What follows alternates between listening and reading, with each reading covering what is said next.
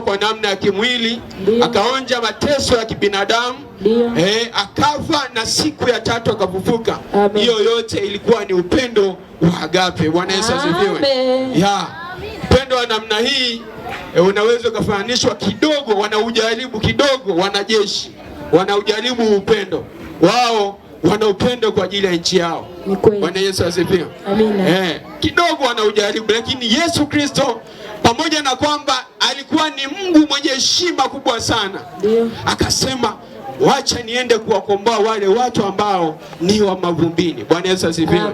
Yani alitutoa katika ngazi ya chini na kutupeleka katika ngazi ya juu. Huo ni upendo wa namna gani? Bwana Yesu asifiwe. Haleluya. Yani huo ni upendo ambao hakuna mtu anaweza kubeba. Yani let's say kwamba ni rais wa Jamhuri ya Muungano wa Tanzania akubali kufa kwa ajili ya wewe ambaye haujulikani hata katika ngazi ya kata. Bwana Yesu asifiwe. Aje huku chini, anaweza? Hapana. Ni ngumu sana. Lakini Yesu pamoja na kwamba alikuwa na heshima kupita marais wote duniani, alikuwa na heshima, akakubali kuja hapa duniani kwa ajili ya mimi ambaye nilikuwa sijulikani. Bwana Yesu asifiwe. Akasema mimi nimejitoa ili yule bwana pamoja na wachawi, nisipojitoa wachawi watamsumbua. Nisipojitoa hata faulu masomo. Yeye akaamua aje duniani kwa namna ya kimwili ili kukupa wewe thamani. Bwana Yesu asifiwe. Je, mtu kama huyu utamwacha? Hapana. Haleluya, haleluya. Mtu wa namna hii una mpango wa kumsaliti? Hapana. Una mpango wa kumsaliti mtu kama huyu? Hapana. Inawezekana? Hata wakija waganga wakasema tuna mti, tuna mzizi, ukiweka kwenye biashara yako lazima itiki. Ila kwa sababu unamjua alipokutoa, unamwambia hapana. Hata kama nikipita kwenye majaribu, hata kama biashara imekwama kiasi gani, bado namtegemea Yesu. Hajanyamaza. Bwana Yesu asifiwe. Amina. Jambo hili alikuwa nalo Ayubu alikuwa nalo. Yeye aliishi vizuri kabisa katika wakati ule. Aliishi vizuri sana.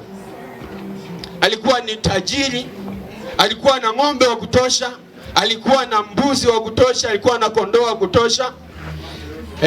Ikafikia mahali Mungu akajivunia kwa sababu ya Ayubu. Bwana Yesu asifiwe. Mungu akajivunia Ayubu kwamba huyu ananipenda kupitiliza. Shetani akasema ni kwa sababu wewe umemshika. Mungu akasema chukua kile kitu alichonacho ila mwachie uhai. Bwana Yesu asifiwe. Shetani akachukua kila kitu cha Ayubu, hakuishia hapo, akamuumiza na mwili wake, akamtengenezea majipu ya kutosha. Lakini kwa sababu Ayubu alimbeba Mungu kindakindaki, yani alimbeba Mungu kwa sababu alijua thamani ya Mungu wake, akambeba ndani ya moyo. Anakuambia Ayubu alikuwa na majipu ya kutosha kiasi kwamba yani kulala hawezi, kukaa hawezi, kila mahali anapokaa anakaa kwenye jipu, ila hakumwacha Mungu. Bwana Yesu asifiwe. Alitambua kwamba yeye aliyempa hivi vitu anaweza kuvichukua. Bwana Yesu asifiwe. Yeye aliyempatia anaweza kuvichukua, lakini yeye aliyevichukua anaweza kumpatia tena.